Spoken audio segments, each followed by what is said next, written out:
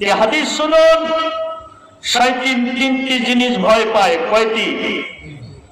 একটা হলো তাকবীরের আওয়াজ, প্রথমটি হলো কোরআন তেলাওয়াতের আওয়াজ, দ্বিতীয়টি হলো তাকবীরের আওয়াজ, তৃতীয়টি হলো একটা মন্ত্র, যেটা হলো শয়তানের জন্য হলো কষ্টকর, ঈমানদারদের হলো রহমত। সুবহানাল্লাহ। শয়তান কয়টি জিনিস ভয় পায়? ওমর ইবনে খাত্তাব মসজিদে নামাজ পড়তে গিয়ে একজন আগন্তুক দেখতে পেলেন। লা ইয়ারফু মিন্না, কেউ তাকে চিনে না। ওমর জিজ্ঞাসা করলেন, মা আনতা, কে তুমি? কে তুমি? তোমার পরিচয় কি? আগন্তুক বললেন, আমিনুল মুমিনিন। যদি আপনি আমাকে অভয় দেন, সাহস যদি দেন, তাহলে পরিচয়টা গোপন নয়, ওপেন করে দেব। আগন্তুক বললেন, আনা ইবলিস, আনা, আমি সবচেয়ে বড় শয়তান, একেবারে দাদা শয়তান। সে বলতেছে আনা ইবলিস। ওমর বললেন, মসজিদে নববীর মসজিদের গেটের সামনে লিমা তাকুনু আলা বাবিল মসজিদ, মসজিদের গেটের সামনে কেন দাঁড়িয়ে আছে? আমিনুল মুমিনিন এ কথা যখন বললেন, আগন্তুক বললেন, আমিনুল মুমিনিন, আমি এখানে দাঁড়িয়ে আছি, একটা লোক নামাজ আদায় করতেছে, ওর নামাজটা নষ্ট করে দেওয়ার জন্য আমি এখানে দাঁড়িয়ে আছি। আমিনুল মুমিনিন বললেন, আগন্তুক, মসজিদের গেটের সামনে যে তুমি দাঁড়িয়ে আছো, ওই লোকটি যে নামাজ আদায় করতেছে, যাও তুমি নামাজটা নষ্ট করে আসো। বলতেছে, না ভয় পাচ্ছি। কি পাচ্ছি? ভয় পাইতেছি। আমিনুল মুমিনিন বললেন, আগন্তুক রে, কেন তুমি ভয় পাচ্ছ? কি কারণ? কারণটা একটু বলে দাও। আগন্তুক বললেন, আমিনুল মুমিনিন, ভয় পাইতেছি ওই যে মসজিদের কোণে একটা লোক ঘুমাচ্ছে, ওই ঘুমাচ্ছে, ওই লোকটাকে দেখে আমি ভয় করতেছি। আমিনুল মুমিনিন বললেন, আগন্তুক রে, একটা জাগ্রত ব্যক্তি নামাজ আদায় করতেছে, তাকে দেখে তুমি ভয় করো না, আর ঘুমান্ত লোকটাকে দেখে ভয় পাও, এর কারণটা কি? এর কারণটা কি? আমিনুল মুমিনিন খলিফাতুল মুসলিমিন, অদ্য পৃথিবীর যিনি শাসক, তিনি বললেন, তুমি জাগ্রত লোকটি নামাজ আদায় করতেছে, তাকে দেখে তুমি ভয় পাও না, আর ওই ঘুমান্ত লোকটাকে দেখে তুমি ভয় পাও, এর কারণটা আমি আমিনুল মুমিনিন জানতে চাই। আগন্তুক বললেন, আমিনুল মুমিনিন, ওই যে লোকটা ঘুমাচ্ছে, ওই লোকটা হলো তোমরা আলেমুন। আল্লাহু আকবার। ও তো আলেম, ও যখন জাগ্রত হয় রে, এমন একটি দোয়া পাঠ করে, এমন একটি মন্ত্র পাঠ করে, ওই মন্ত্রটা পাঠ করার সঙ্গে সঙ্গে আমাদের শয়তানের দানায় আগুন ধরে যায়। আল্লাহু আকবার। সেই মন্ত্রটা জানতে চান কি? জানতে চান? বলবো ইনশাআল্লাহ। সম্মানিত উপস্থিতি, কথা কিন্তু বেশি বাড়াবো না, কম ওয়াজ হবে, আমল বেশি চলবে। সুবহানাল্লাহ কোন। এখন ওয়াজ শুনে দেখেন কয়জন হিদায়াত হলো। ফজরের সময় কয় কাতার লোক হলো, জুমায় লোক ভর্তি হয়ে যায়, কিন্তু বাকি ওয়াক্তগুলো মসজিদে লোক ফাঁকা। কথা বলেন। ওয়াজ করে মানুষ যদি হেদায়েত হয়ে যাইতো, হেদায়েত পাইতো, হেদায়েত করার মালিক বক্তা নয়, হেদায়েতের দেওয়ার মালিক যিনি হলেন আল্লাহ। আল্লাহু আকবার। আল্লাহ যাকে হেদায়েত দেয় সে এই ময়দানে, এই মাহফিলে জান্নাতের বাগানে বসেছে। সুবহানাল্লাহ। সম্মানিত উপস্থিতি, যাদেরকে হেদায়েত দেয় নাই, দেখে বাড়িতে ঘুমাচ্ছে, ওয়াজ আর কি হবে, কোথায় পালাইলো কে, তার ওয়াজ হচ্ছে এইখানে। কথা বলেন। আল্লাহ বললেন আমি তোমাদেরকে ইলম দিয়েছি, ইলম চর্চা করো, ইলম অনুযায়ী তুমি মানুষদেরকে হেদায়েত, মানুষদেরকে ওয়াজ করে জানিয়ে দাও। মানুষেরা মানবে না মানবে আমি আল্লাহ ভালো জানি।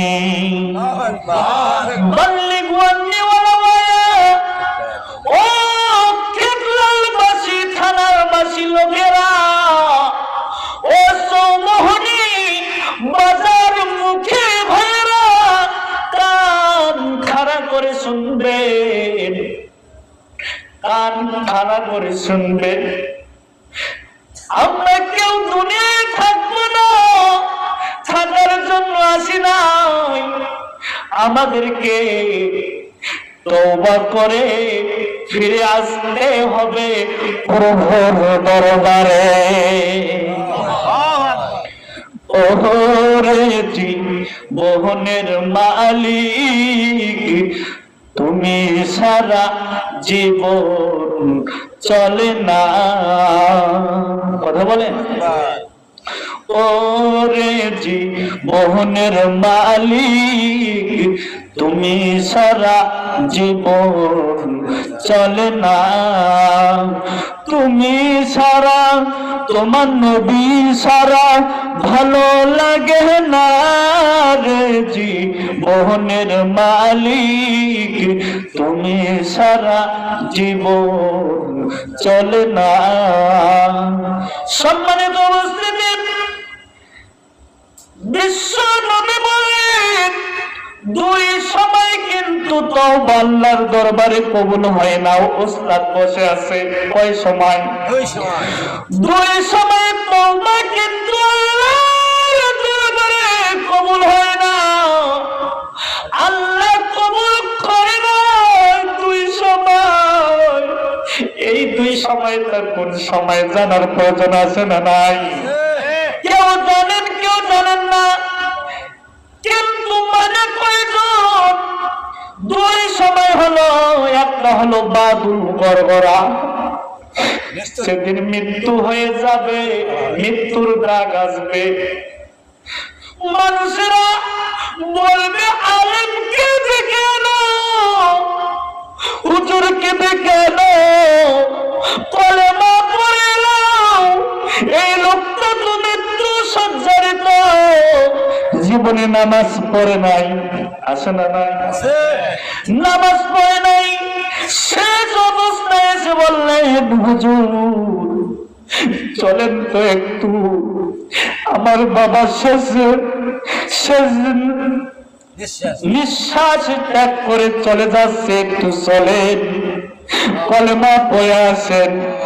কিন্তু আল্লাহর নবী বলেন বাদুল গরগরা দিন আসবে রে, ওই দিন যদি তোমরা কলেমা পড়াও, 10টা মাদ্রাসার তালিবিন কিনে এসে যদি বাইতুল মুকাররমের ইমামকে নিয়ে এসে যদি কলেমা পড়ান, ওই ব্যক্তির তওবা আল্লাহর দরবারে কিন্তু কবুল হবে না। কথা বলে হবে? হবে না। আর 2 নম্বর হলো সূর্য দিকে একদিন পশ্চিম দিকে উদিত হবে। কথা বলে হবে কি না? আল্লাহর হুকুমে যেদিন পশ্চিম দিকে সূর্য উদিত হয়, সেদিন তো হবে কিয়ামতের দিন। কথা বলে এই কলেমা পড়ো, কলেমা পড়ো। সেদিন কি কলেমা পড়লে জান্নাত পাবে?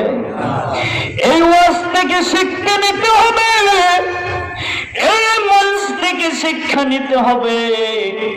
এখন থেকে মাহফিল চলতেছে, হুজুর ওয়াজ করতেছেন, তওবা করতে হবে, ফিরে আসতে হবে আল্লাহর দরবারে। আয়াত করেছি, ইয়া আইয়ুহাল্লাযীনা আমানু তুবু ইলাল্লাহি তাওবাতুন নাসুহা। আল্লাহু আকবার। হে ঈমানদার লোকেরা, তোমরা খারিজ দিলেন, তওবা করো, আল্লাহর দিকে ফিরে আসো। আল্লাহু আকবার। আল্লাহর দিকে যখন ফিরে আসে, আশা করে যায় লোকটা জান্নাতি হয়ে যাবে। সুবহানাল্লাহ। কোন কার পথে ফিরে এসেছে? আল্লাহর পথে। এটা হাদিসে নববীর ঘটনা। আবু হুরায়রা রাদিয়াল্লাহু আনহু তিনি মসজিদে নববীর এশার নামাজের পর আবু হুরায়রা বাসায় ফিরতেছে। কোথায়? বাসায়। তুমি হাহু দিবেন কোথায়? বাসায় ফিরতেছে। এমন সময় পিছন দিক থেকে এক মহিলার আওয়াজ। কার আওয়াজ? মহিলার আওয়াজ। আবু হুরায়রা কিন্তু থমকে দাঁড়ালেন। কি করলেন? থমকে দাঁড়ালেন। দেখতেছে, বোন কি খবর তোমার, বলো। আবু হুরায়রা, আমি শয়তানের ওয়াসওয়াসায় আমি জিনা করেছি। গর্ভে সন্তান ছিল, সন্তান যখন ভূমিষ্ঠ হয়েছে, আমি মা হইয়া ওই সন্তানকে গলা টিপে হত্যা করে ফেলেছি। এখন উপায়, আমি আসলাম, এই গুনাহ কি আল্লাহ মাফ করবে? কথা বলেন, করবে? আবু হুরায়রা বললেন, বোন, এই গুনাহ কিন্তু আল্লাহ পাক রব্বুল আলামিন মাফ করবে না, মাফ করবে না। মহিলা চিন্তা করলেন, এত সুন্দর চেহারা, এত সুন্দর রূপ, আল্লাহ যদি ক্ষমা না করে আমি তো জান্নাত যেতে পারবো না। কথা বলেন, আমি তো জান্নাত যেতে কিন্তু পারবো না। কিভাবে জান্নাতে যাব, কিভাবে জান্নাতে থাকবো? না, আবু হুরায়রা কিন্তু ফয়সালা দিল, আল্লাহ গুনাহ মাফ করবে না। তুমি তো জিনা করেছো, এটা একটা গুনাহ। কথা বলে, এটা একটা গুনাহ। সন্তান যে ভূমিষ্ঠ হয়েছে, তুমি মা হইয়া সন্তানকে গলা টিপে হত্যা করে ফেলেছো, ডবল গুনাহ। এই গুনাহ কিন্তু আল্লাহ রাব্বুল আলামিন মাফ করবে না, আল্লাহ তো ক্ষমা করবে না। মহিলা করে কাঁদতে আরম্ভ করলেন, আয় আল্লাহ, এত সুন্দর চেহারা দিয়েছো, এত সুন্দর বডি দিয়েছো, এত সুন্দর চেহারা জাহান্নামে চলে যাবে। আমি তো অবলা নারী, জাহান্নামের আগুন আমরা তো সইতে পারবো না। আবু হুরায়রা ফজরের নামাজে মসজিদে নববীতে আবু হুরায়রা চলে গেল। আল্লাহর নবীকে ঘটনাগুলো খুলে বললেন। ঘটনা যখন খুলে বললেন, ইয়া রাসূলুল্লাহ, ইয়া হাবিবাল্লাহ, হুজুর, গত রাত আমি এশার নামাজের পর বাসায় ঢুকবো, এমন সময় পিছন দিকে এক মহিলার আওয়াজ পাইলাম। আমি আবু হুরায়রা থমকে দাঁড়িয়ে গেলাম। দাঁড়িয়ে যাওয়ার পর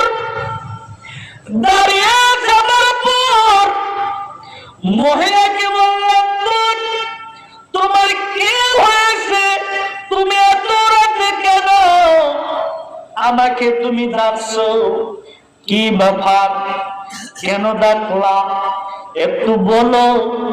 মহিলাটা বললেন, আবু হুরায়রা, আমি তো জিনা করে ফেলেছি।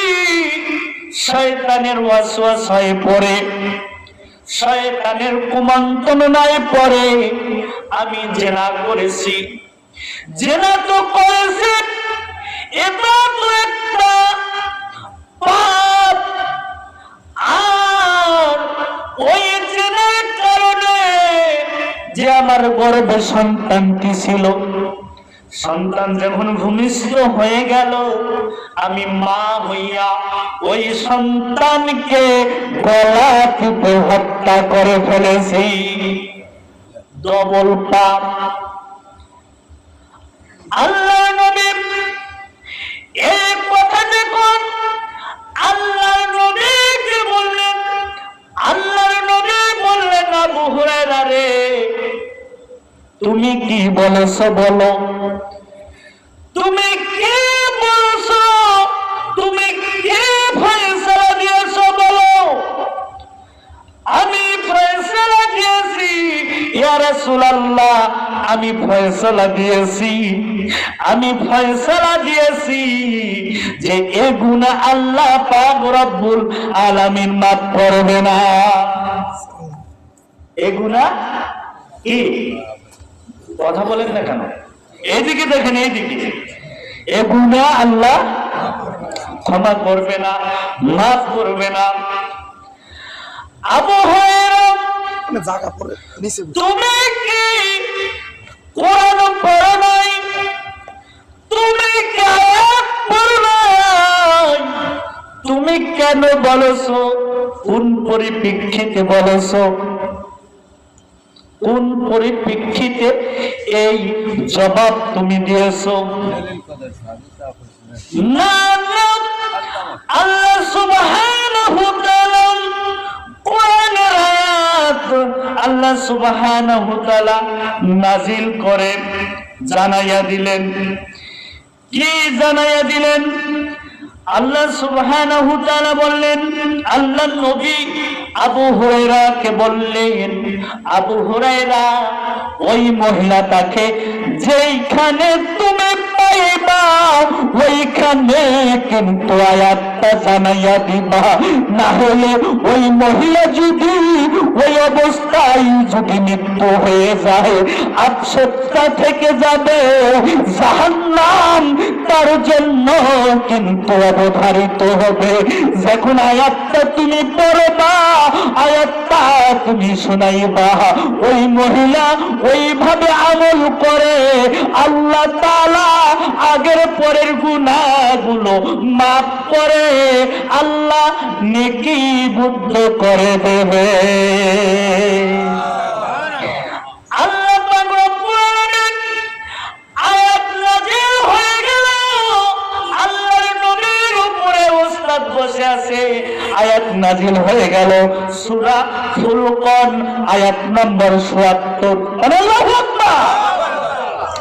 আল্লাহ আয়াত নাযিল করলেন, ইল্লা মান তাবা ওয়া আমানা ওয়া আমিলা আমালান সালিহান ফাউলাইকা ইবাদদিলুল্লাহু সাইয়্যাতিহিম হাসানা ওয়া কানাল্লাহু গফুরুর রহিম। আল্লাহ বললেন, কিন্তু যারা পাপ করার পর তওবা করল, পাপের কথা মনে পড়ল, আমি তো পাপ করেছি, গুনাহ করেছি, এই গুনাহ করার পর চিন্তা ভাবনা করে তওবা করল, তওবা করার পর ঈমান আনলো, কি আনলো? কথা বলেন, ঈমান আনলো এবং ভালো কাজ করবে, আল্লাহ তাদের খারাপ কাজ সমূহ ভালো কাজ দ্বারা পরিবর্তন করে দেবে। কার কথা? কার কথা? ওই মহিলা এখনো পরের দিন এশার নামাজের পর খুঁজবে মহিলাটাকে, সারাদিন পাইল না। এটা কিভাবে মহিলাটাকে পৌঁছাইয়া দিব?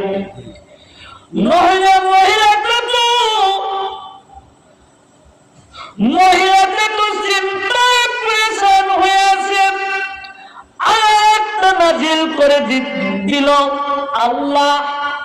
সেই আয়াতটা আল্লাহর নবী আবু হুরায়রাকে জানাইয়া দিলেন, ও আবু হুরায়রা, মহিলাটাকে তুমি জানাইয়া দিও, মহিলাটাকে তুমি জানাইয়া দিও, ওই মহিলাটা যদি ওই অবস্থায় মারা যায় জাহান্নামে চলে যাবে, জাহান্নামে চলে যাবে। সে তো আপনা নারী, জাহান্নামের আগুন কিভাবে সইবে? কথা বলে, সে তো আপনা নারী, কিভাবে জাহান্নামের আগুন সইবে? কেমন করে জাহান্নামের আগুন সবে? দুনিয়ার আগুনের তাপ কিন্তু সইতে পারি না, পারি নাকি? যখন রোদ ওঠে, কিয়ামতের দিন সোহাগ মাথার উপরে, কথা বলে, সূর্য যখন উঠবে মাথার মগজগুলো গলে গলে পড়ে যাবে। কথা বলেন, যাবে কি যাবে না? এই যে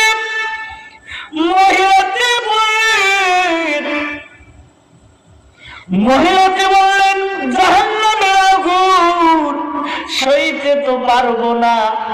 সারাদিন আবু হুরায়রা খুঁজলো, পাইল না।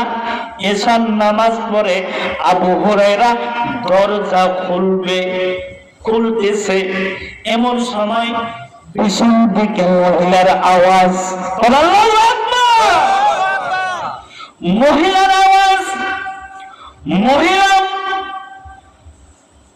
আবু হুরায়রা ঘুরে দেখলেন, দেখার পর ওই মহিলা আবার বললেন, আবু হুরায়রা কি খবর, ফয়সালা কি পেয়েছেন? ফয়সালা কি হয়েছে? আল্লাহ নবী তোমাকে ফয়সালা দিয়েছে। সূরা ফুরকান আয়াত নম্বর ৭০, এই আয়াতটা বলে দিয়েছে। এই আয়াতটা দেখো, ওই অবস্থায় ওই